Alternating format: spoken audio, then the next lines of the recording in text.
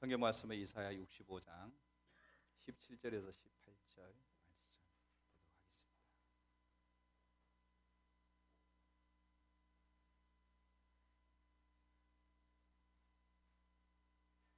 이사야 65장 17절에서 18절 말씀 같이 한 목소리로 읽습니다.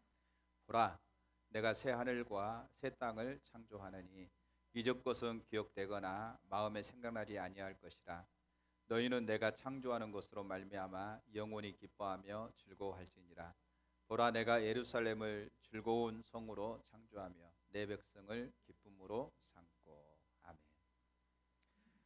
제가 계속 시리즈로 하나님의 나라에 대해서 이렇게 살펴보고 있는데, 오늘 마지막 시간으로 하나님 나라의 완성, 하나님 나라의 완성을 다른 말로 얘기하면 새 하늘과 새 땅 이렇게 얘기할 수 있죠. 한자로 얘기하면 신천, 신지 이렇게 얘기할 수 있습니다. 그걸 줄이면 신천지 이렇게 얘기할 수도 있겠죠. 오늘 본문의 말씀을 이렇게 호소크마 주석에 보니까 이렇게 주석을 달고 있습니다. 본절은 1차적으로는 포로 귀환 이후 새로이 회복될 공동체의 상황을 언급하는 것이기도 하다. 그러나 더 나아가서 메시아의 통치 시대에 더 이상 고통과 슬픔 따위가 없는 완전한 세계를 바라보게 하고 있다. 자, 이사야 55장이 그러니까 이사야 하반부가 회복과 부흥에 대한 약속이잖아요.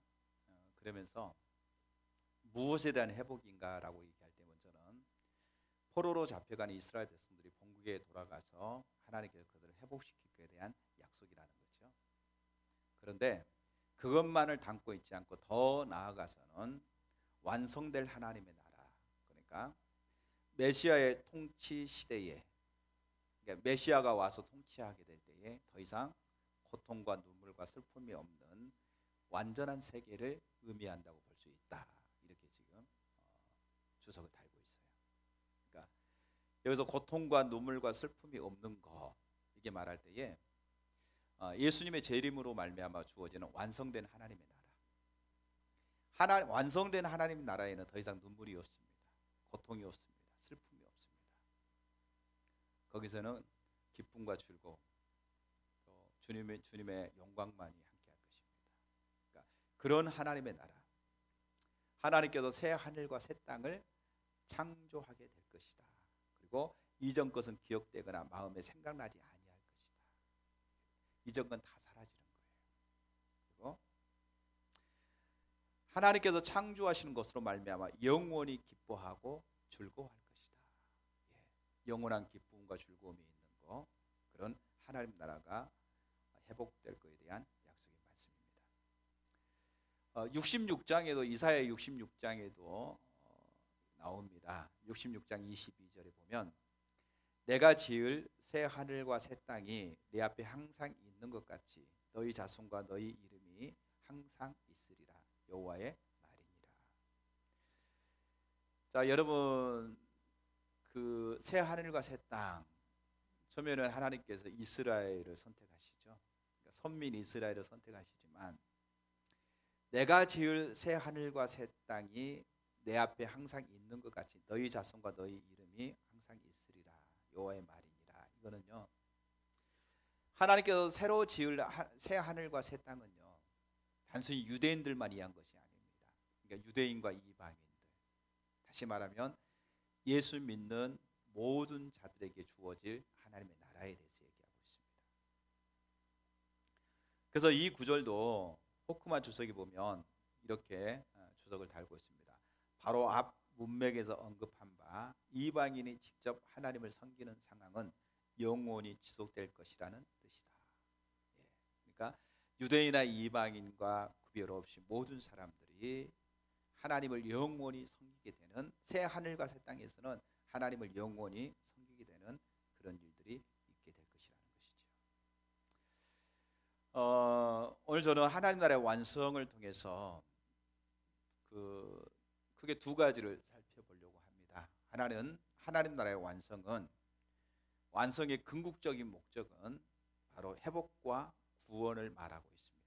그러니까 하나님 나라의 완성을 하게 될 때에 궁극적인 목적이냐 회복과 하나님의 구원 이걸 말하고 있고요. 두 번째 우리가 살펴봐야 될 영역은 그러면 이 하나님의 나라가 무엇으로 우리가 확실하게 알 수 있느냐라고 하는 부분입니다. 그러니까 하나님 나라가 정말 그렇게 완성된 하나님 나라가 임한다고 한다면 그게 사실인가 확실한가? 그러니까 우리는 무엇으로 그 하나님 나라가 확실하게 우리 가운데 임할 것을 알 수 있는가라고 하는 영역을 살펴볼 거고요. 마지막 마무리로 이제 살펴봐야 될 영역이 하나님 나라의 완성을 기다리는 우리는 어떻게 신앙생활을 해야 되는가라고 하는 부분을 간략하게 살펴보려고 합니다. 자, 첫 번째 하나님 나라의 완성의 궁극적인 목적은 회복과 구원을 말합니다. 자, 이사야 하반부의 전체적인 주제가 회복입니다. 그런데 새 하늘과 새 땅이 가장 궁극적인 회복입니다. 그러니까 이사야 하반부의 회복을 얘기하고 있는데 궁극적으로 결과적으로 결론적으로 회복은 뭐냐? 새 하늘과 새 땅이다. 이렇게 얘기하고 있는 거죠. 이사야 하반부는 고난받는 하나님의 종을 통한 인류의 구속에 대해서도 예언하고 있는데 새 하늘과 새 땅이 그 구속의 완성이기 때문이다. 구원의 완성이 뭐냐? 이렇게 말하면서 고난받는 종 예수 그리스도를 통해서 이 땅에 구원을 주시기를 원하시는데 하나님께서 구속하기를 원하시는데 모든 영혼들을 구원하시는데 그 완성이 뭐냐? 새 하늘과 새 땅이라는 거예요. 다시 말하면 이런 거죠. 우리가 구원을 얘기할 때 이렇게 말합니다. 과거, 현재, 미래를 포함한 겁니다. 구원은 과거에 우리가 어느 시점에서 예수 그리스도를 믿었어요. 그렇죠? 그때 우리는 이미 예수를 믿었을 때 우리에게 뭐가 주어졌죠? 구원을 받았습니다. 아멘. 그러면 구원을 받았는데 구원을 받았으면 끝나느냐? 아니야. 현재 우리는 어디에 가고 있느냐? 우리는 계속해서 지금 무엇을 향해서 가고 있느냐? 구원을 향하여 계속해서 지금 전진하고 있습니다. 가고 있습니다. 그러면 미래적으로 봤을 때 미래를 보면 우리는 구원 받았습니까? 구원 못 받았습니까? 아직 구원이 온전히 우리 가운데 완성되지 않았습니다. 그래서 이미와 아직, 그러니까 이미 구원 받았지만 아직 구원 받지 못했어요. 그리고 우리는 현재 구원을 향해서 계속해서 가고 있는 겁니다. 그러면 구원의 완성은 새 하늘과 새 땅이라고 여기서 얘기하고 있는데 그게 뭐냐면 예수님의 재림으로 새 하늘과 새 땅이 이루어질 거라는 거죠. 그때 하나님 나라가 완성될 것이고 구원의 완성도 거기서 주어질 것을 얘기하고 있는 거예요. 무슨 말인지 아시겠죠? 우리는 이미 예수님 믿음으로 말미암아 구원을 받았습니다. 그러나 아직 구원을 완성에 이르지 못했습니다. 그래서 우리는 지금 어디를 향해서 가고 있느냐? 구원을 향해서 가고 있어요. 그리고 그 구원의 마지막이 바로 주님의 재림으로 우리에게 주어질 하나님 나라가 완성될 때에 우리는 부활해서 영원히 예수님과 함께 하나님 나라에 들어가게 될 거예요. 새 하늘과 새 땅에 들어가는 것이 바로 구원의 완성입니다. 그리고 이 새 하늘과 새 땅을 다른 말로 얘기하면 뭐라고 얘기할 수 있을까요?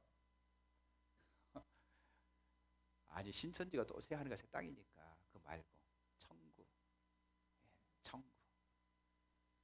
천국이라고 얘기하는 주님과 함께 영원토록 살 하나님의 나라 천국.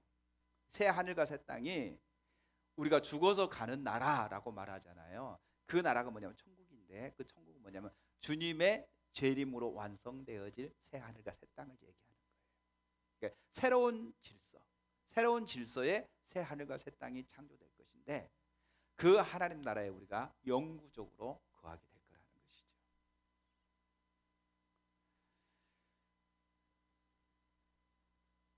그래서 이제 우리가 하나님 나라의 완성의 궁극적인 목적이 회복과 구원인데 그 부분은 어떠한 그 완성을 얘기하고 있는가, 어떠한 구원을 얘기하고 있는가를 한 네 가지로 살펴본다고 한다면 첫 번째, 하나님 나라의 완성은 하나님께서 창조하신 전혀 새로운 질서를 의미합니다.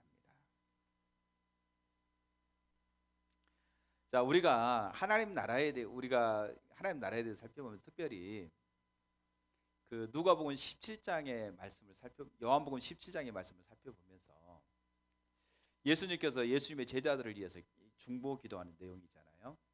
이제 예수님께서 요한복음 14장에서 16장은 예수님이 고난 당하시고 예수님 십자가에 죽으시고 부활하실 것에 대해 말씀을 하고 있죠.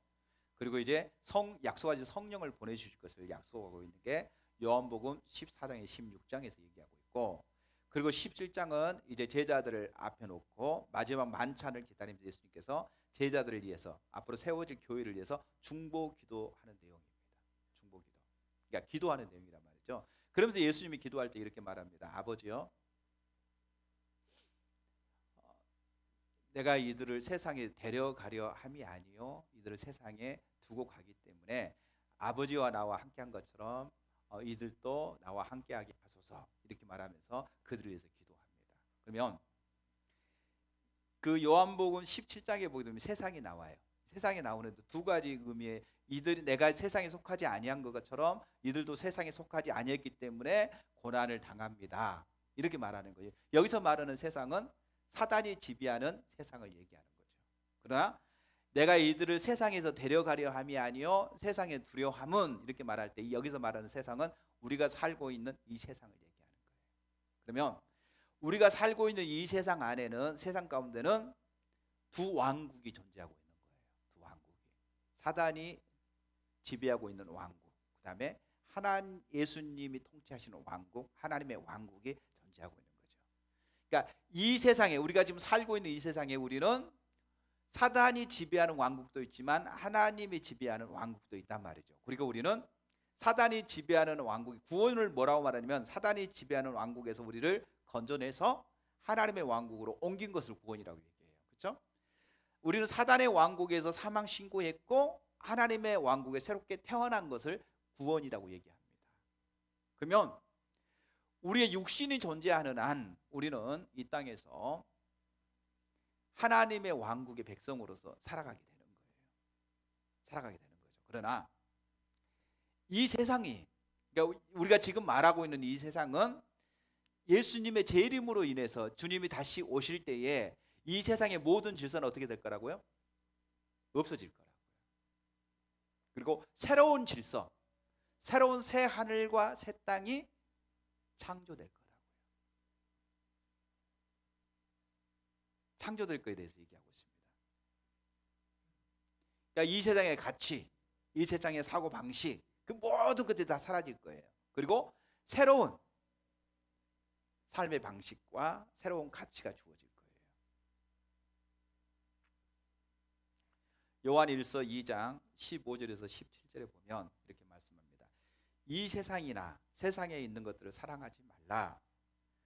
누구든지 세상을 사랑하면 아버지의 사랑이 그 안에 있지 아니하니, 이는 세상에 있는 모든 것이 육신의 정욕과 안목의 정욕과 이생의 자랑이니 다 아버지께로부터 온 것이 아니요 세상으로부터 온 것이라. 이 세상도 그 정욕도 지나가되 오직 하나님의 뜻을 행하는 자는 영원히 거하느니라.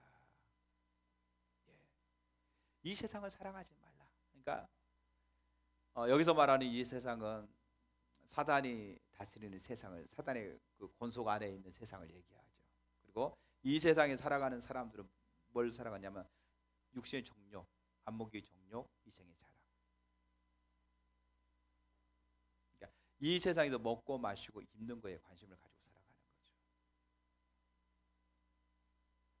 그런데 너희는 그런 삶을 살지 말고, 우리가 이 육신에 거하기 때문에 지금 이 땅에 존재하고 있지만 우리는 사단에게 속한 세상에 존재하는 자가 아니라 하나님의 왕국에 속한 존재이기 때문에 우리는 그 하나님의 말씀, 하나님의 인도하심을 따라 살아가는 삶을 살아야 됨을 얘기하고 있는 거죠. 그러면서 예수님이 이 땅에 다시 오실 때에 이 세상에 있는 모든 것들은 다 사라질 거라는 거예요. 세상의 모든 것들, 마른 풀을 불에 태운 것처럼 다 사라져 없어질 것이다. 그리고 이제는 우리가 주님을 위해서 사는 삶만 남을 거라는 겁니다. 베드로후서 3장 10절에서 13절에 보니까 이렇게 말합니다. 그러나 주의 날이 도둑같이 오리니 그날에는 하늘이 큰 소리로 떠나가고 물질이 뜨거운 불에 풀어지고 땅과 그 중에 있는 모든 일이 드러나리로다. 이 모든 것이 이렇게 풀어지리니 너희가 어떠한 사람이 되어야 마땅하냐. 거룩한 행실과 경건함으로 하나님의 날이 임하기를 바라보고 간절히 사모하라. 그날에 하늘이 불에 타서 풀어지고 물질이 뜨거운 불에 녹아지리니 우리는 그의 약속대로 의가 있는 곳인 새 하늘과 새 땅을 바라보도다. 보세요. 베드로가 뭐라고 얘기하면 베드로 후서니까 베드로가 저자잖아요. 주의 날이 무엇과 같이 오리니? 도둑같이 온대요. 이따 우리가 마태복음 25장에도 보게 되면 정확하게 볼 수 있는 도둑같이 오리니 그날에는 하늘이 큰 소리로 떠나가고 물질이 뜨거운 불에 풀어지고 땅의 그 중에 있는 모든 일이 드러나리라. 이 모든 것이 이렇게 풀어지리니 너희가 어떠한 사람이 되어야 마땅하냐. 자, 주님이 다시 오실 때는요. 주님이 오실 때에 하나님의 백성들에게는 왕이 오시기 때문에 우리 기뻐하고 환영하고 기쁜 축제가 되겠죠. 반대로 주님을 떠난 백성들한테는 뭐가 될까요? 심판이죠. 심판. 왕이 오시는 것은요 두 가지 측면입니다. 하나는 우리에게 구원의 완성해 주었기 때문에 축제고 기쁨이고 즐거움이지만 반대에 서 있는 사람들 하나님의 심판이 오는 거예요. 그 심판은요 이제는 이유불문하고 불못에 던져지는 심판이기 때문에 두려운 일입니다. 두려운 날입니다. 적에게는 아주 두려운 날이죠. 아군에게는 기쁨과 즐거움과 환희의 날이지만 반대적인 입장에서는요 불못에 엄청난 그런 날이 바로 주님의 제 이름으로 주어질 겁니다. 그러면서 이렇게 베드로는 이렇게 말하죠. 이 모든 것들이 이렇게 풀어지리니 너희는 어떤 사람이 돼야 마땅하냐. 너희는 어떠한 사람이 돼야 마땅하냐 이렇게 묻는 거죠. 그러면서 거룩한 행실과 경건함으로 하나님의 날이 임하기를 바라보고 간절히 사모하라. 거룩한 행실과 경건함으로 거룩한 행실과 경건함으로 하나님의 날이 임하기를 바라보라는 거예요. 거룩한 행실과 경건함은 제가 나중에 다시 살필 거니까 이 정도만 하고 이처럼 새 하늘과 새 땅 하나님의 날이 임하게 될 때에 이 세상 것은 없어지고 새로운 새 하늘과 새 땅이 창조될 것에 대해서 성경은 말씀하고 있습니다. 자, 로마서 8장 21절 22절. 그 바라는 것은 피조물도 썩어짐의 종로로 한 데서 해방되어 하나님의 자녀들이 영광의 자유에 이르는 것이나 피조물이 다 이제까지 함께 탄식하며 함께 고통을 겪고 있는 것을 우리가 아느니라. 피조물도 썩어짐의 종로로 한 데서 해방된다. 그리고 하나님의 자녀들이 영광의 자유에 이르는 것이다. 그러니까 주님의 날이 임할 때에 우리가 피조물이 종로돼서 해방되는 겁니다. 그리고 하나님의 자녀들이 영광의 자유의 날이 이르게 될 것입니다. 그러니까 이것은 현재의 질서는 다 없어지고 새로운 질서, 즉 새 하늘과 새 땅이 임할 것을 말씀하고 있는 것입니다. 그래서 계시록 21장 1절에 보면 또 내가 새 하늘과 새 땅을 보니 처음 하늘과 처음 땅이 없어졌고 바다도 다시 있지 않더라. 요한이 보는 계시죠. 내가 또 보니 새 하늘과 새 땅을 보니, 그러니까 새로운 질서의 하나님의 나라를 보니까 이전 하늘과 이전 땅은 없어졌다는 거예요. 바다도 있지 않더라.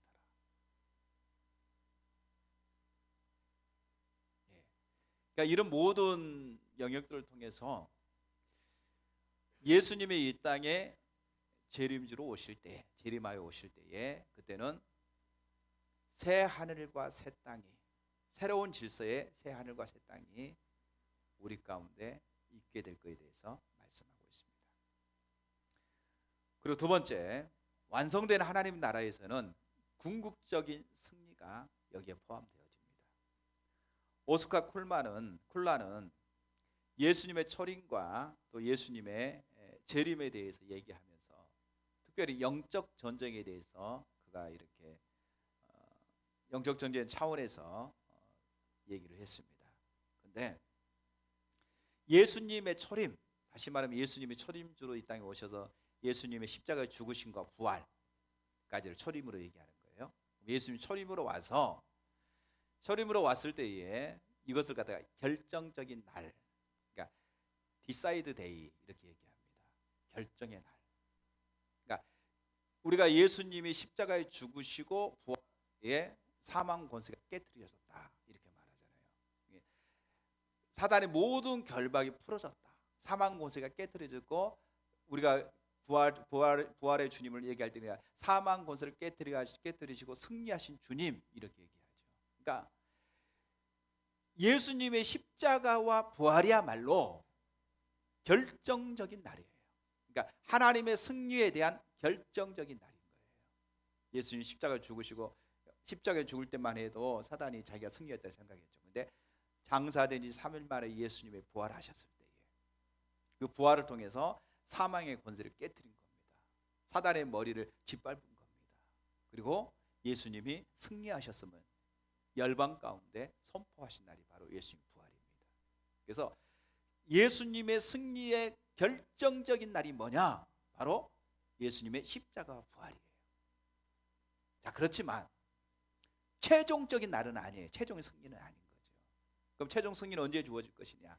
예수님이 이 땅에 다시 왕으로 오실 때에, 예수님이 다시 이 땅에 재림주로 오실 때에, 빅토리 데이, V데이죠. 승리의 날이 될 거라는 거죠. 자, 이거는 둘 다 전쟁 용어로 세계 제2차 대전 때 노르망디 상륙 작전의 전쟁이 끝나는 날 사용된 용어들입니다. 자, 2차 세계 대전은 노르망디 상륙 작전을 통해서 실상 연합군이 승리했다고 볼 수 있는 결정적인 날이었습니다. 자, 그런데 전쟁은 끝나지 않았습니다. 그 노르망디 상륙 작전이 독일이 항복하게 되는 결정적인 날이 큰 충격을 주고 독일이 더 이상 버틸 수 없는 그 날이 바로 노르망디 상륙 작전이었단 말이죠. 그런데 독일이 그때는 항복을 안 했어요. 그 후에 몇 개월이 지나서 독일이 드디어 항복을 선언합니다.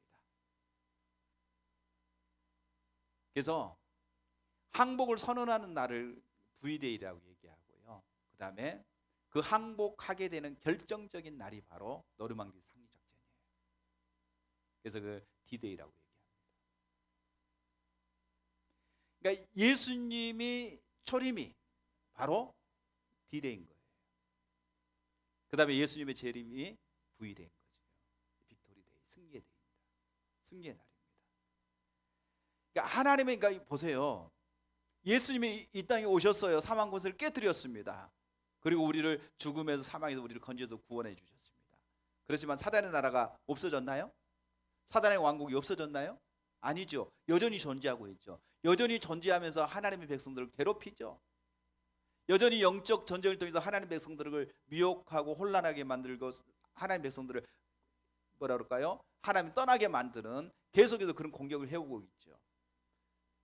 예수님이 이미 승리하셨음에도 불구하고 아직 항복을 안 했단 말이죠. 그럼 언제 사단의 나라에 완전히 사단의 나라가 사단과 그에 따르는 모든 자들이 불못에 던져지느냐? 바로 예수님의 재림으로. 예수님의 재림으로. 계시록 20장 10절에 보면 또 그들을 미혹하는 마귀가 불과 유황 못에 던져지니 거기는 그 짐승과 거짓 선지자도 있어 세속토록 밤낮 괴로움을 받으리라. 예, 불못에 던져진대요. 불못에.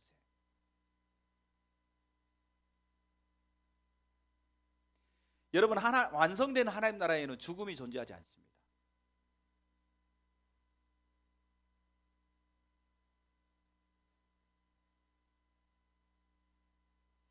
계시록 20장 14절에서 15절도 봐보십시오. 사망과 음부도 불못에 던져지니 이것은 둘째 사망 곧 불못이라. 누구든지 생명책에 기록되지 못한 자는 불못에 던져지리라. 예. 하나님의 생명책에 기록되지 않는 모든 자들은 전부 다 이 불못에 던져지게 돼요. 최후의 심판을 받게 되는 것을 얘기하죠. 더 이상 사단이 그때는요, 주님의 재림으로 완성될 하나님 나라의 새 하늘과 새 땅에는요, 사단이 존재하지 않습니다. 죽음이 존재하지 않습니다. 전부 다 사망, 죽음이 전부 다 불못에 다 던져져요. 사단을 따랐던 모든 자들도 전부 다 불못에 던져지게 됩니다. 그래서 그날에는 눈물, 슬픔, 고통이 없어요. 그래서 세 번째로 완성된 하나님 나라에는요, 죄와 모든 죄의 결과들도 존재하지 않게 될 것입니다. 계시록 21장 4절, 모든 눈물을 그 눈에서 닦아주시니 다시는 사망이 없고 애통하는 것이나 곡하는 것이나 아픈 것이 다시 있지 아니하리라. 처음 것들이 다 지나갔습니다. 예.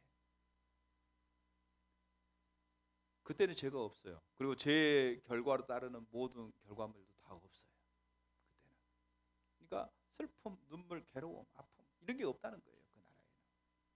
완성된 하나님 나라에는요, 기쁨과 즐거움만 있어요. 그 나라에는 우리가 이제 이런 거죠. 예전에 우리 운총이가 어렸을 때에, 운총이가 없어서 또 들으면 또 자기 얘기한다고 뭐라 할지 모르겠는데, 이제 우리 예배를 드리는데 찬양을 하잖아요. 얘기가 싫은 거예요. 어린아이가 예배 드리니까 얼마나 지긋지긋하겠어요. 그러니까 이제 하나님 나라를 설명하면 이런 거죠. 운총아, 하나님 나라에서 영원토록 하나님을 하루 24시간 365일 평생토록 영원토록 하나님을 예배하는 거야. 거기 가서도 예배하냐고. 지금도 힘든데 천국 가서 예배한다고 그러니까 이게 괴로운 거야. 근데 그 예배 드림이 기쁨인 거죠. 그게 지겨운 게 아니라 지겨운 게 아니라 그 하나님께 예배 드림이 기쁨이에요. 즐거움이에요. 너무너무 기쁘고 즐거운 일인 거예요. 그러니까 괴롭다, 힘들다, 뭐 아이고 하기 싫다 이런 생각 자체가 안 드는 거예요. 거기서는 그냥 예배드리 하나님께 예배드리고 하나님과 함께 있는 그 자체가 영광스럽고 기쁘고 즐거운 일인 거예요. 행복한 겁니다. 예. 죄의 결과들은 거기 존재하지 않는 거예요. 그 어떤 죄의 결과물도 존재하지 않는다. 거기서는 오직 주님이 주시는 그 기쁨과 즐거움, 광경만이 존재한다. 자, 네 번째, 그때에는 주님이 재림하실 때는 성도들의 부활과 영원한 생명이 성도들에게 주어진다. 완성된 하나님 나라에는 성도들의 부활도 포함합니다. 예수님께서 다시 오실 때에 그 전에 죽었던 성도들은 모두 부활하고, 그때까지 살아있는 성도들은 모두 순식간에 부활의 몸으로 변화될 것입니다. 성도들이 부활하는 것은 우리가 지금 가지고 있는 것과 같은 몸으로 다시 살아나는 것이 아닙니다. 예수님이 부활하신 몸처럼 썩지 않는 부활의 몸으로 이제는 변화되게 될 것입니다. 이제 우리가 얘기하니까 우리가 육신이 다하면 다 죽잖아요, 그렇죠? 나는 뭐 예를 들어서 진시황처럼 자기가 평생 살라고 불로초를 찾으러 다녔잖아요. 근데 다 죽어요. 다 죽습니다. 그러면 예수님이 이렇게 재림지로 오실 때에 먼저 잠자던 자들이 그러니까 죽었다고 말하지 않고 잠잔다고 얘기해요. 잠자던 자들이 다시 살아나요. 부활해요. 부활해서 그들이 부활체로 변화돼서 하나님 예수님 앞에 서요. 그러면 믿는 사람만 부활할 거예요? 믿지 않은 사람도 부활할까요? 다 부활해요. 그래서 믿는 자들은 새 하늘과 새 땅에 들어가고, 믿지 않은 자들은 어디에 들어갈까요? 네? 불못에 던져져요. 불못에. 그러면 새 하늘과 새 땅이 영구적인 것처럼 불못도 영구적이에요. 그러니까 영구적으로 고통을 받는 거죠. 영구적으로.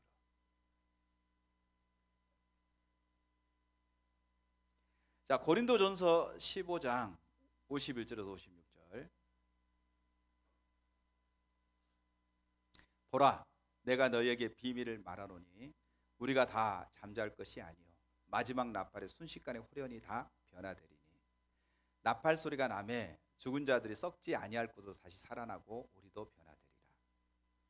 이 썩을 것이 반드시 썩지 아니할 것으로 있겠고, 이 죽을 것이 죽지 아니함을 입으리로다. 이 썩을 것이 썩지 아니함을 입고 이 죽을 것이 죽지 아니함을 입을 때에는 사망을 삼키고 이기리라고 기록된 말씀이 이루어지리라. 사망아, 너희 속리가 어디 있느냐? 사망아, 너희 쏘는 것이 어디 있느냐? 사망에 쏘는 것은 죄요, 죄의 권능은 율법입니다. 자, 이때는 성도들이 부활해서 사망이 없이 영원히 살게 될 것에 대해서 말씀하고 있습니다. 요한일서 2장 25절에도 이렇게 말합니다. 그가 우리에게 약속하신 것은 이것이니 곧 영원한 생명이니라. 예수님께서 우리에게 약속하신 것이 바로 영원한 생명입니다. 그러니까 예수님이 재림하여 오실 때에 먼저 잠자던 자들이 다시 일어날 거예요. 다시 일어나서 그들이 썩지 않은 몸으로, 죽지 않은 몸으로 변화될 것이에요. 우리도 살아서 예수님의 재림을 기다리는 자에게도 우리가 변화됩니다. 썩지 않은 몸으로 변화됩니다. 그리고 새 하늘과 새 땅에 들어가서 영구적으로 주님과 함께 살게 될 것입니다. 그리고 믿지 않는 자들도 부활해서 바로 하나님의 심판을 받고, 그 다음에 이미 심판을 받았죠. 심판을 받은 이제는 대가를 치르는 거예요. 영원한 불못에 던져져서 영원토록 고통을 당하는 이런 일들이 일 거에 대해서 얘기하고 있습니다. 이처럼 하나님 나라가 완성될 때에 그 완성에 대해서는 네 가지를 포함하고 있는데, 새로운 질서에 새 하늘과 새 땅이 이제 우리 가운데 주어질 거에 대해서 첫 번째로 얘기하고 있고요. 두 번째에 완성된 하나님의 나라의 궁극적인 승리가 우리 가운데 주어질 것입니다. 그리고 세 번째는 거기에는 죄와 죄의 결과물들이 존재하지 않게 될 것입니다. 그리고 네 번째는 성도들이 부활해서 썩지 않은 몸으로 부활하고 죽지 않은 몸으로 변화돼서 주님과 영원토록 살게 되는 날이 주어질 것입니다. 이게 새 하늘과 새 땅입니다. 신천지에서 말하는 새 하늘과 새 땅하고는 근본적으로 달라요.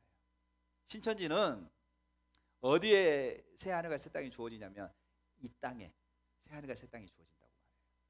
그러니까 이 지금 현재 존재하고 있는 이곳에 신천지가 되어질 것, 신천지 교회만 그 땅에 들어갈 것이라고 그들은 얘기해요.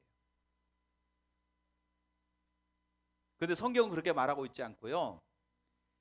이전 것은 다 사라지게 될 것이고 새로운 새 하늘과 새 땅이 주어질 것이고, 그것에서는 예수 믿는 모든 사람들이 거기에 들어가게 될 것을 얘기하고 있어요. 아멘. 자, 그러면 우리가 이제 그것을 바라보는 거죠. 새 하늘과 새 땅을 바라보면서 이 땅에 우리가 썩어질 것을 살 것이 아니라, 아까 베드로후서에서 베드로가 얘기한 것처럼 그 날이 우리 가운데 임하면 우리는 어떻게 살겠느냐라고 물어본 것처럼 어떻게 살겠느냐, 경건함과 거룩함으로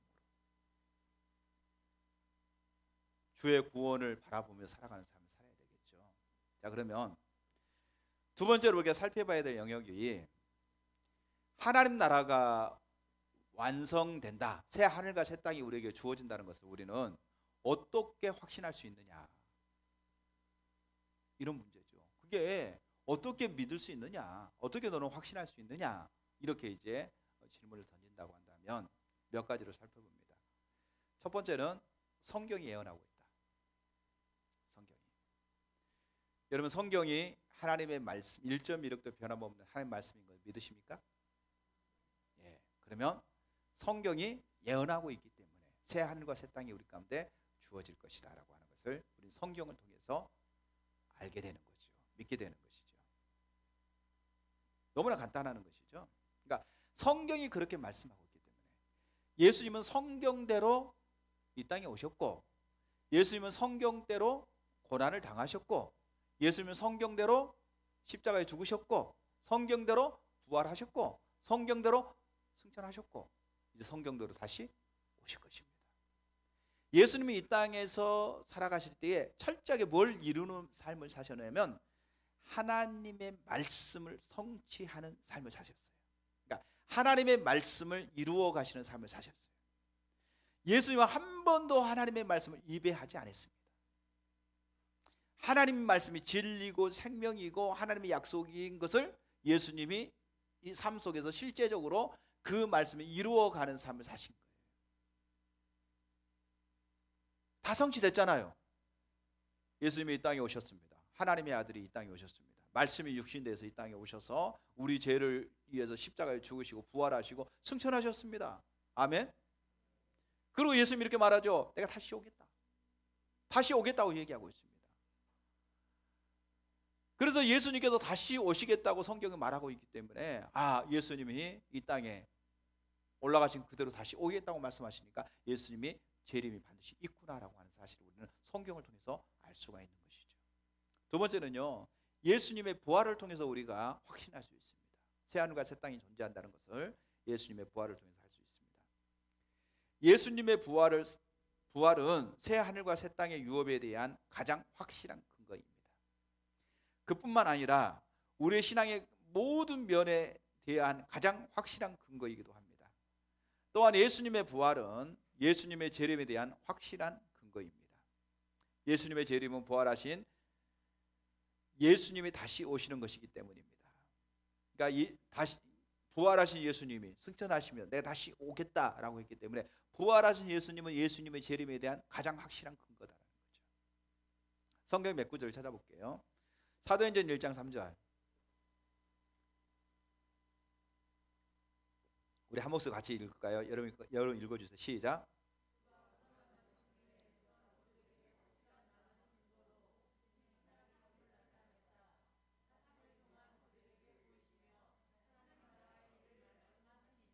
예. 그가 고난을 받으신 후에 또한 그들에게 확실한 많은 증거로 친히 살아계심을 나타내사 예수님이 부활하시고 잠깐 보여주시고 승천하신 게 아니라 부활하신 다음에 며칠 동안 제자들과 같이 있었어요? 40일.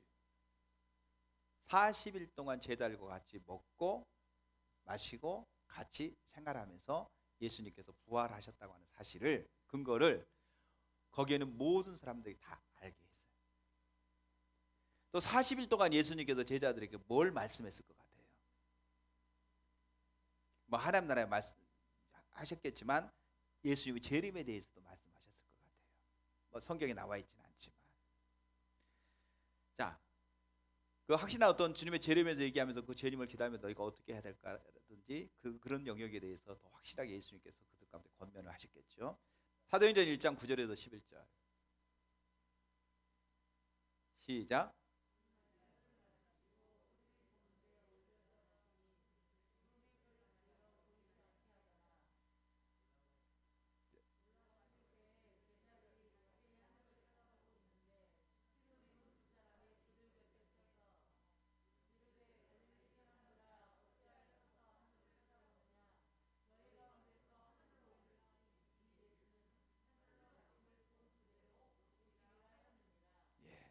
부활하신 예수님이 40일 동안 같이 계시고 감람산에서 500명이 모는 성도들 앞에서 승천하신 거예요.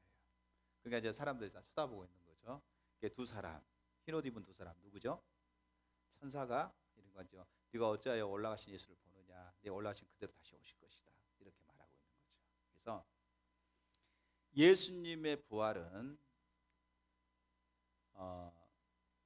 부활하신 예수님이 다시 재림주로 오신다고 하는 확실한 근거가 되어지는 겁니다. 또한 예수님의 부활은 우리의 부활의 확실한 근거이기도 합니다.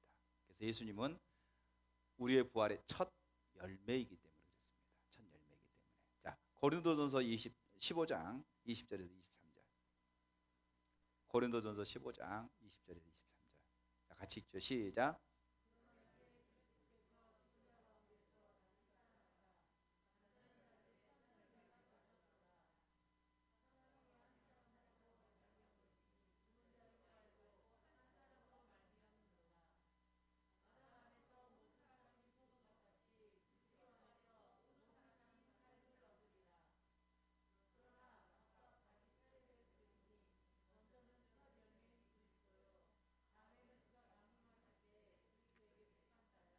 예.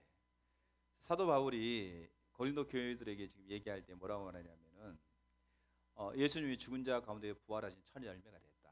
그래서 이제 한 사람이 사망이 한 사람으로 말미암아 우리에게 주어졌다. 그러니까 아담의 타락으로 인해서 모든 사람이 사망이 주어진 것처럼 예수 그리스도로 말미암아 이제 모든 사람들이 그리스도 예수 안에서 생명을 얻게 되고 부활하게 될 것을 얘기하고 있습니다. 그러면서 이건 순서가 있다. 그 순서가 뭐냐? 예수님이 재림지로 오실 때에 먼저 잠자던 자들이 먼저 부활하게 될 것이고, 두 번째는 그때 살고 있는 사람들이 그때 부활체로 변화에 대해서 그 부활에 동참하게 될 것이다. 이걸 얘기하고 있는 거죠. 그래서 그 예수님의 부활은 예수님 부활의 첫 열매입니다. 그리고 당연히 그리스도 예수 안에 있는 모든 사람들도 반드시 예수님 다시 올 때에 다 부활하게 될 것에 대해서 성경이 얘기하고 있죠. 그러니까 이 부분에 있어서 사도 바울은 뭐라고 말하고 하냐면은, 그러니까 기독교의 가장 핵심적인 것이 예수님의 십자가와 부활입니다. 핵심입니다. 사도 바울은 이 부분에서 아주 강력하게 바울은 이 부분을 자기가 이해하고 있고 그 다음에 주장하고 있습니다. 자, 고린도전서 15장 14절에서 19절. 자, 시작.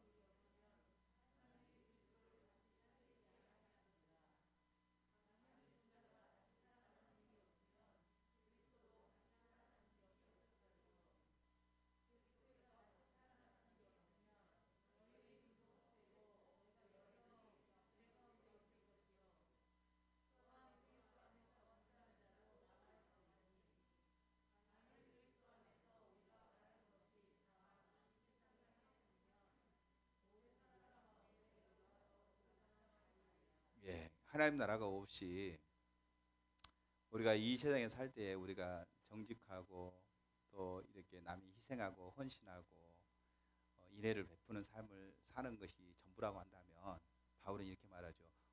우리처럼 불쌍한 사람 없다. 근데 새 하늘과 새 땅이 있고 예수님이 다시 오실 때 우리가 부활할 것이 확실하기 때문에 우리는 불쌍한 자가 아니라는 말이에요. 그래서 바울은 이렇게 말합니다. 만약에 그리스도가 부활하지 않았다고 한다면, 예수님의 부활이 사실이지 않는다고 한다면 우리는 거짓말쟁이다. 우리가 전한 그 모든 것들도 다 헛된 것이다. 이렇게 말합니다.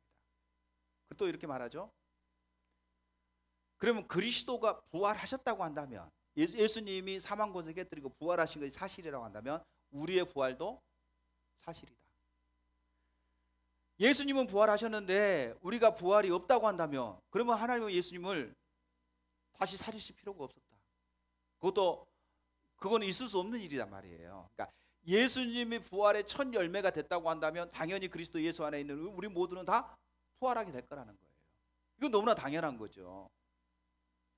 만약에 우리의 부활이 없다고 한다면 예수님의 부활도 없을 거라는 거예요. 그러니까 예수님의 부활이 사실인 것처럼 우리의 부활도 사실적인 거죠. 실제로 있을 것을 얘기하고 있습니다.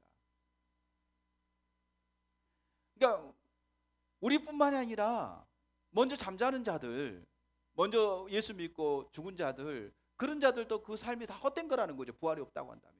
근데 예수님의 부활이 사실인 것처럼 우리가 예수님 안에서 다시 살아나는 것이 너무나 분명한 것처럼 그들이 예수 믿고 예수님 때문에 고난당하다가 죽은 것이 헛되지 않는다는 거죠. 만약에 우리가 신앙생활 하는 것이 지금 현재 이 땅에 속한 것이 전부라고 한다면은 우리는 너무나 불쌍하다. 나는 너무 불쌍하다. 바울은 다른 사람을 다 떼놓더라도 자기 자신은 너무나 불쌍하다고 얘기하고 있습니다. 보세요. 굶주리고 매맞고 추위에 떨고 강에 위험, 강도의 위험, 핍박당하고 그런 삶이 뭐 행복하겠냐고요. 잠도 제대로 못 자고 죽을 뻔한 매를 몇 번씩이나 맞고 맨날 굶주리고 추위에 떨고 동족의 위험과 이방인의 위험과 강의 위험과 모든 그런 위험들을 겪어가면서도 복음을 전하면서 새 하늘과 새 땅을 바라보면서 그 삶을 살았는데, 그런데 이 세상에 속한 것으로 끝나버린다고 한다면 자기는 너무 억울하다는 거죠. 난 너무나 불쌍하다. 난 너무나 바보 같다. 이렇게 말하고 있는 거죠. 근데 바울이 지금 여기서 얘기하고 있는 전제는 그거잖아요. 그렇지 않다는 거죠. 우리가 지금 이 땅에 사는 것이 전부가 아니라 이 땅에 살고 나중에 우리가 잠잔다 할지라도 예수님이 이 땅에 다시 오실 때에 우리가 다시 부활해서 영원한 새 하늘과 새 땅에 들어가는 것이 너무나 당연한 사실이기 때문에 내가 지금 살고 있는 이 삶이 나는 결코 불행하거나 불쌍한 삶이 아니라고 바울은 여기서 지금 반문하고 있는 거죠. 이처럼 바울은 확실한 부활 신앙을 가지고 있었어요. 다시 말하면 예수님의 재림의 새 하늘과 새 땅, 예수님의 재림이 너무나 분명하다고 하는 사실을 바울은 알고 있었어요. 그래서 그것을 바라보면서 현재 당하는 고난과 고통도 능히 감당할 수 있었다고 얘기하고 있죠. 이처럼 예수님의 부활이 바로 새 하늘과 새 땅, 하나님 나라가 완성될 때 우리가 새 하늘과 새 땅에 들어갈 것에 대한 확실한 근거이기도 합니다. 세 번째는요, 우리 안에 계신 성령님이 증언하고 계세요. 우리 안에 계신 성령님이. 자, 예수님의 부활과 마찬가지로 우리 안에 새 하늘과 새 땅, 영원한 하나님의 나라에 대한 확실한 근거 중에 하나가 뭐냐? 성령님이 증언하는 것입니다. 성령님이. 왜냐하면 성령님이 그 모든 것에 대한 증인이기 때문에 그래요. 그래서 성령님을 우리에게 뭘로 주셨어요? 보증으로 주셨어요. 보증으로. 자, 요한복음 14장에서 16장은 예수님이 고난 당하시고 예수님께서 이제 십자가에 지시고 하나님 나라에 가실 거에 대해서 얘기합니다. 그랬더니 예수님의 제자들이 근심하고 있죠. 불안해합니다. 잘 나가시다가 예수님 이제까지 잘 나가시다가 예루살렘에 올라가면, 지금 제자들은 어떤 걸 기대하냐면 예루살렘에 올라가면 예수님이 지금 왕으로 등극하실 텐데 왕이 되면 누가 우편에 앉고 누가 좌편에 앉을 것인가?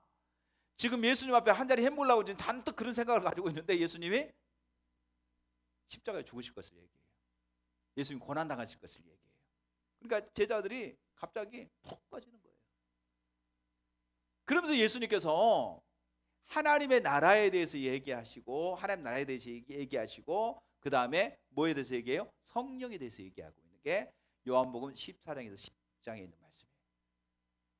그러면서 내가 아버지 집에 거할 것이 많다. 그러면서 내가 가서 너희가 앞으로 거할 처소를 예비하고 다시 와서 너희를 데려가겠다. 이렇게 말하면서 내가 보혜사 성령을 보증으로 너희 가운데 보내겠다. 이렇게 말하죠. 보혜사 성령님을 보내주실 것에 대해서 얘기합니다.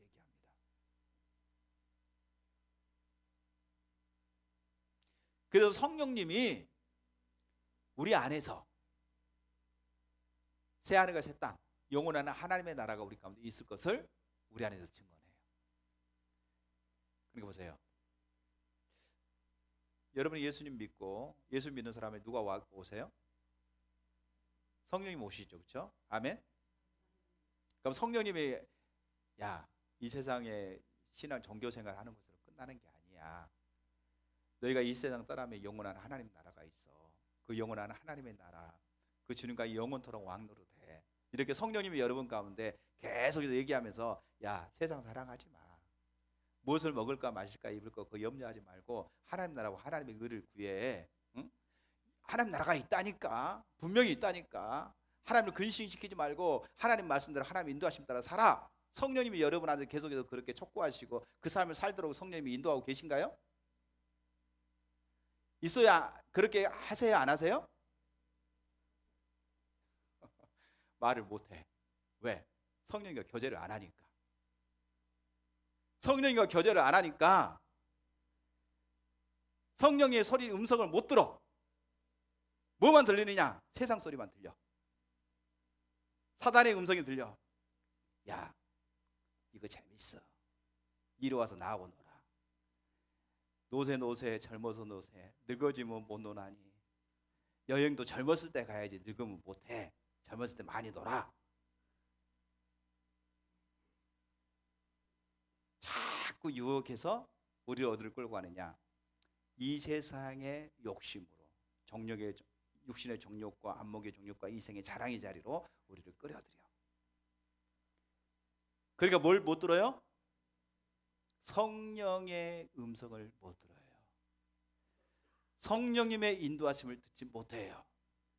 성령님이 우리에게 확실하게 하나님 나라가 있다고 하는 사실을 증언하시는 그 증언을 못 들어요.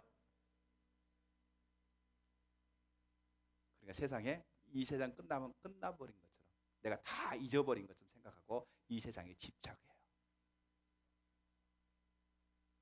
그런데 성령님과 인격적인 교제를 가진 사람은 이 세상 것을 갖다가 놔버려요. 이 세상 즐거움, 이 세상의 쾌락, 이 세상에서 물질, 이 세상에서 욕망 다 놔버리고 하나님의 나라와 하나님의 의를 위해서 사는 것이 얼마나 보람된 일이고 가치 있는 일인가. 그 일을 위해서 내 삶을 드리고 나의 모든 인생을 바치는 것이 얼마나 복된 일인가. 이걸 알게 되니까 그 나라와 그를 위해서 자기 생명을 걸고 쫓아가요. 왜? 영원한 하나님 나라가 확실하게 있는 것을 성령님이 증언하니까. 내 속에서 성령님이 자꾸 그 영원한 하나님 나라를 위해서 살아가도록 나를 이끌어 가시니까, 알게 하시니까, 그리고 그 나라가 가까웠다는 것을 내게 알게 함으로 인해서 그 삶을 살아가는 게 가장 복된 삶이고 승리의 삶인 것을 우리에게 증언하고 계시기 때문에 그 삶을 추구해 가는 겁니다. 그런데 성령님이 우리 안에 와 계심에도 불구하고 성령님과 인격적인 교제의 자리에 가지지 않으면 우리의 관심을 어디 가겠느냐? 성령의 음성을 못 듣기 때문에. 하나님 나라요, 아무리 설교를 하고 아무리 얘기해도요 캄캄해요. 안 보여요. 뭐만 보이느냐? 내일 염려와 걱정, 먹을 거, 만나는 거, 노년 걱정, 자식 걱정, 세상의 여러 가지 일들, 이것만 잔뜩 지금 내 앞에 산적이에요. 그거 어떻게 해야 되나? 먹을 거, 마실 거, 입을 거, 여기 온통 관심 다 여기 가 있어. 교회 와서 신앙생활을 하고 예배를 드리고 기도를 해도 내 관심사는 온통 어디가 있느냐? 여기 다 있어요. 왜? 성령님과 교제함이 없으니까. 하나님 나라가 불투명하거든요. 안 보이거든요.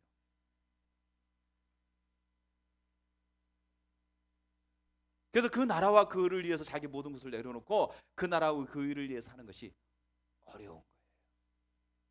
안 되는 거예요. 성령님이 증언하신대. 성령님과 친밀한 교제 안에 있을 때요, 하나님의 나라가 우리 가운데 임했고 영원한 하나님 나라가 우리 가운데 있고 그 영원한 하나님을 위해서 살아가는 삶이 가장 축복된 삶이구나. 그 삶이 가장 최선의 삶이구나. 가장 기쁨의 삶이구나. 이걸 알기 때문에 어찌하든지 내가 그 나라를 더 발견하고 그 나라에 의한 삶을 살기 위해서 하나님의 은혜를 구하고 주님의 도우심을 구하고 하나님의 인도하심을 구하는 삶을 살아가게 되는 거죠. 근데 그 나라가 안 보여요. 새 하늘과 새 땅, 영원한 하나님 나라, 예수님의 재림하실 때에 그 나라가 우리 가운데 완성적으로 주어질 그 하나님 나라에 대한 기대감이 없어져. 눈에 보이는 세상적인 나라만 우리 가운데 가득하죠. 성령님이 증언하고 계시는데 성령님의 증언하심이 희미해질 수밖에 없는 거죠.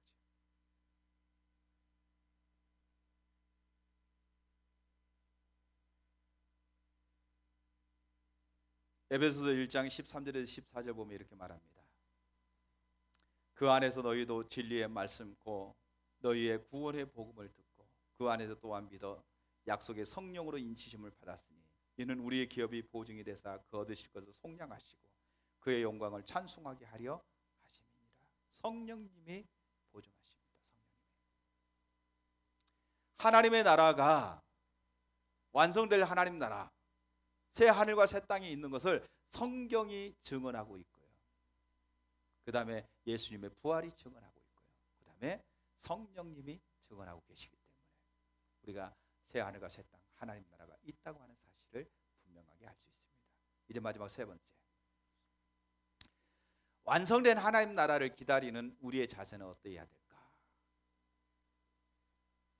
성경 구절 한 구절 읽고 제가 설명하고 마치려고 합니다. 마태복음 25장 31절에서 46절. 같이 한 목소리로 읽을까요? 시작.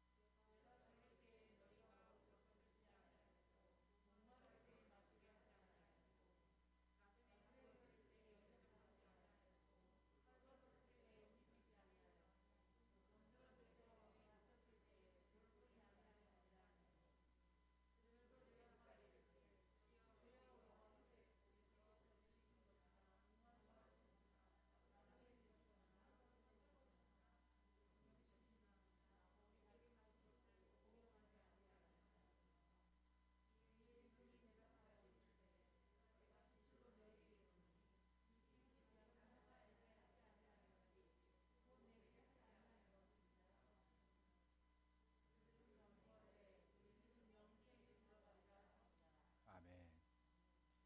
마태복음 25장은요 세 가지 비유에 대해서 얘기하고 있습니다. 먼저는 열처녀의 비유에 대해서 얘기하고 있고요. 두 번째는 달란트 비유에 대해서 얘기하고 있고요. 세 번째는 양과 염소의 비유에 대해서 얘기하고 있습니다. 근데 이 세 가지 비유가 다 예수님의 재림과 연관되는 비유입니다. 신랑을 기다리는 열처녀 다 잠자잖아요. 어느 때 올지 모릅니다. 갑자기 신랑이 온다는 소리를 듣고 깼습니다. 그러니까 예수님의 재림에 대한 비유에 대해서 얘기하고 있는 거죠. 달란트 비유도 마찬가지고 양과 염소의 비유도 마찬가지입니다. 이 세 가지 모든 비유가 다 예수님의 재림과 연관되어져 있는 비유입니다. 여기 보게 되면 예수님이 오실 때 긴박하게 오실 거에 대해서, 갑작스럽게 오실 거에 대해서 얘기하고 있습니다. 그러나 그때와 그 시기는 아무도 알지 못한다. 예수님이 언제 오실지 우리가 알지 못하지만 여러분 많은 사람들이 뭐 세계적인 상황을 봐도 예수님 금방 오신다 뭐 등등 뭐 얘기를 하는데요. 속지 마세요. 세계 1차 대전, 세계 2차 대전, 뭐 우리가 또 6.25를 겪으면서 세상 말세다, 종말이다 뭐 이렇게 얘기하지 않았겠어요? 전부 다 그 시대에 살고 있던 모든 사람들이. 우리가 일제 36년 침략을 받을 때도 아마 그렇게 얘기했을 거고요. 이런 일들은요 세계사에 보기는 엄청 많아요. 그리고 그때가 그들은 종말이라고 생각했어요. 주님 오시지 않았어요. 그때와 그 시는 누구만 알아요? 아버지만 알아요. 아버지만. 그러나 도적같이 오신다고 얘기했어요. 그래서 우리는 예수님 뭐 여기 있다 저기 있다 언제 온다 뭐 이렇게 아무리 얘기한다 할지라도 거기에 미혹되지 말고 현혹되지 말고 우리가 예수님의 재림을 기다리는 우리 자신은 어떻게 해야 되느냐? 딱 세 가지입니다. 하나는요, 성령님과 친밀한 교제 안에 있으십시오. 인격이 여러분 안에 이미 와 계시는 삼위 하나님, 성령 하나님과의 인격적인 교제, 친밀한 교제 안에 있으십시오. 그러면 성령께서 여러분에게 하나님의 말씀을 조명해 주실 것입니다. 그러니까 하나님의 말씀을 깨닫게 해주실 것입니다. 하나님의 말씀 기준을 보게 하실 것입니다. 예를 들어서 제가 시편 107편에 보니까 이렇게 말씀하고 있더라고요. 하나님의 백성이 하나님을 떠났습니다. 하나님을 떠나니까 자연적으로 어떤 삶을 살게 되냐면요, 세상의 욕망과 자기 욕심을 쫓아 살아가는 사람이죠. 이 사람을 갖다가 뭐라고 하냐면 어리석은 사람, 미련한 사람이라고 얘기합니다. 세상의 욕망이 세상에다 마음을 뺏겨버리니까요, 하나님께서 선지자님께서 수차례 얘기해도요 안 들려요. 하나님의 말씀이 안 들립니다. 그리고 자기 욕망대로 살다가 하나님께서 말씀하지만 듣지 않고 돌이키지 않으니까 하나님의 징계, 하나님의 심판이 임한 거예요. 하나님의 심판이 임하니까 뭐 병들었거든지 여러 가지 근심이 생겼던데 등등 뭐 이렇게 하나님의 심판이니까 음식물을 먹지를 못해요. 음식물을 못 먹으니까 점점 말라가는 거죠. 그리고 끝내는 뭐 음식을 못 먹는다는, 음식을 먹지 못하게 한다는 이유는 여러 가지 어떤 하나님께서 어떤 징계의 어떤 모습들이 되겠지만, 그렇게 되다 보니까요 결론적으로 살 소망이 없어지는 거예요. 죽음이 임박해 온 거예요. 자, 그 상황이 되니까 그 사람이 하는 게 뭐냐면 하나님께 부르짖기 시작합니다. 여기서 하나님께 부르짖었다라고 하는 말은 단순히 기도했다는 말이 아니에요. 자기 모든 걸고 하나님을 찾았다는 것을 얘기합니다. 하나님을 찾았더니 하나님께서 그의 기도를, 하나님께서 그를 긍휼히 여기시고 하나님 그들을 구원하기로 하나님이 계획을 세우세요. 하나님이 구원하시기 위해서 하나님께서 하신 일이 뭐냐면요, 하나님의 말씀을 보내세요. 하나님의 말씀을. 그러니까 하나님의 말씀을 보냈다는 말이 무슨 말인가요? 하나님의 기준이 선포됐다는 겁니다. 다시 말하면 하나님의 말씀을 조명해 주셨다는 겁니다. 그 하나님의 말씀 앞에 자기 자신이 보여지는 거죠. 자기 자신이 하나님의 말씀에서 빛나가 있는 내 모습이 보여지는 거죠. 여러분, 우리가 부흥책에 보게 되면요, 하나님의 부흥이 임할 때, 부흥의 존재는 뭘로부터 오느냐? 처지를 인식하는 것으로부터 오집니다. 근데 처지를 인식할 때 어떤 일이 일어나냐면 가장 기본적인 교리들이 재발견된다라고 얘기합니다. 그렇죠? 오직 의인은 믿음으로 말미암아 살리라라는 것 같은 이런 가장 기본적인 하나님의 말씀들이 조명되는 거예요. 조명. 비춰지는 거예요. 단순히 이해되는 것이 아니라 그 말씀 앞에서 자기의 처지와 자기의 모습이 보이는 겁니다. 그러니까 하나님의 말씀에서 떠나 있는 내 모습, 내가 하나님께 범죄하고 있는 내 모습이 실제적으로 보여지는 거예요. 이렇기 때문에 지금 내 삶 속에 지금 어려움이 찾아오고 고난이 찾아오고 그 다음에 내가 지금 음식물을 먹을 수 없는 지경에 처해 있는 내 모습이 낱낱이 보여지는 거죠. 그러니까 어떻게 해요? 하나님 말씀에 떠나 있는 자기 모습을 보여주니까 하나님 앞에 전폭적으로 회개하면서 하나님 앞에 용서를 구하는 자리로 가죠. 하나님, 제가 범죄했나이다. 내가 하나님을 떠났나이다. 내가 하나님 앞에 지금 죄악 가운데 머물러 있습니다. 하나님 용서해 주십시오. 단순히 입술의 고백이 아니라 자기 중심에서부터 하나님 앞에 절박하게 회개하는 일들이 주어지고 하나님의 기준으로 돌아가는 일들이 주어져요. 그러니까 말씀이, 하나님의 말씀을 보내셨다는 말은 뭐냐면은 하나님의 말씀 가운데 돌이킬 수 있도록 하나님께서 은혜를 베푸셨다는 것을 얘기하고 있어요. 그럼 이겁니다. 우리가 성령님과 친밀한 교제 안에 있을 때요, 하나님께서 우리에게 말씀을 조명해 주세요. 말씀을. 하나님의 말씀 앞에 우리가 경건함과 거룩함, 아까 베드로후서에서 살펴봤던 것처럼 그 말세를 기다리는, 하나님의 종말을 기다리는 성도들은 어떻게 해야 되느냐? 경건함과 거룩함으로 하나님께서 해야 된다.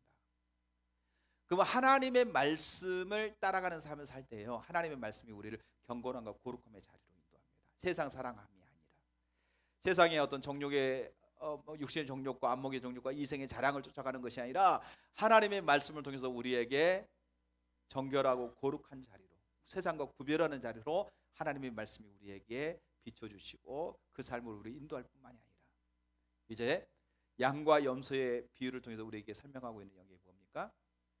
작은 소자에게 물 한 그릇 대접한 것이고 내게 한 것이다. 주님의 사랑을 실천하는 거예요. 주의 사랑을. 주님과의 인격적인 교제 안에서 주님을 따라갈 때에 주님께서 우리에게 말씀하시는 그 사랑의 필요를 채운다고 하는 그 하나님의 사랑을 가지고 주변 사람들에게 그렇게 다가가는 겁니다. 선한 영향력을 끼치는 거죠. 주변의 사람들에게 그리스도의 향기를 날리는 거죠. 그 삶을 사는 거예요.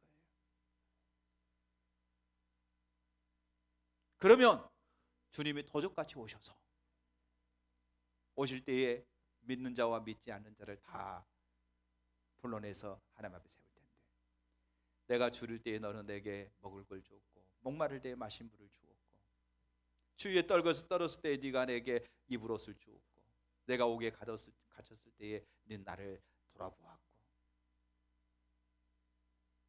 이렇게 했다. 언제 우리가 그렇게 했습니까? 작은 자에게 물 한 그릇 대접한 것이 곧 내게 한 것이다. 주님이 이렇게 말씀하신 거죠. 종교 생활을 열심히 하는 게 아니라 주님과 교제하면서 주의 말씀을 따라서 살아가는 거예요. 주님의 마음을 가지고 영혼을 사랑하고 그 영혼들에게 주의 사랑을 나누는 거죠. 그 삶을 살면 언제 주님이 오시든지 아멘 주여서 오시옵소서, 이렇게 주님을 기다리는 거죠. 아멘 주여서 오시옵소서. 마라나타, 주여 오시옵소서. 주님을 환영하고 주님을 기다리는 삶이 되는 거죠. 여러분, 주변에 누가 뭐라 하든 미혹되지 마세요. 뭐가 보이네 어쩌네 미혹되지 마세요. 확실한 증거가 뭡니까? 하나님의 말씀이 있고 여러분 안에 계시는 성령님이십니다. 성령을 통해서 여러분이 하나님의 말씀을 묵상하고 그 하나님의 말씀을 따라서 그 하나님의 인도하심을 따라 성령님과 교제하면서 그 하나님의 말씀에서 내가 더 정직하고 더 거룩하고 경건해지고 그리고 하나님의 사랑을 실천한 자로 살아가는 삶을 살면 주님을 예배하고 주님을 기뻐하는 자로 가게 되면 주님 오실 때에 착하고 귀한 종아, 네가 작은 것으로 충성했다. 그리고 내 즐거움에 내 잔치 자리에 네가 참여할 것이다. 이렇게 주님께서 우리를 그 자리로 이끄실 줄 믿습니다. 우리가 언제 주님 오실지는 몰라요. 모릅니다. 그러나 주님의 재림은 분명히 있을 겁니다. 있을 것이 아니라 분명히 있습니다. 분명히 있습니다. 우리는 그 주님이 새 하늘과 새 땅, 하나님 나라가 완성된 날을 기다립니다. 그러면서 그 나라를 바라보면서 오늘 내게 주어진 주님께서 내게 말씀하신 그 하나님의 말씀을 따라서 한 걸음 한 걸음 믿음으로 걸어가게 될 때에 우리는 그것이 주님을 맞이할 준비하는 삶이라는 사실을 기억하시고 그런 삶을 살아가면서 하나님 나라를 바라보면서 그 하나님 나라를 기대하고 소망하는 삶을 살아가는 저와 여러분 될 수 있기를 주의 이름으로 축원합니다. 예, 아멘. 우리 찬양하고 기도하겠습니다.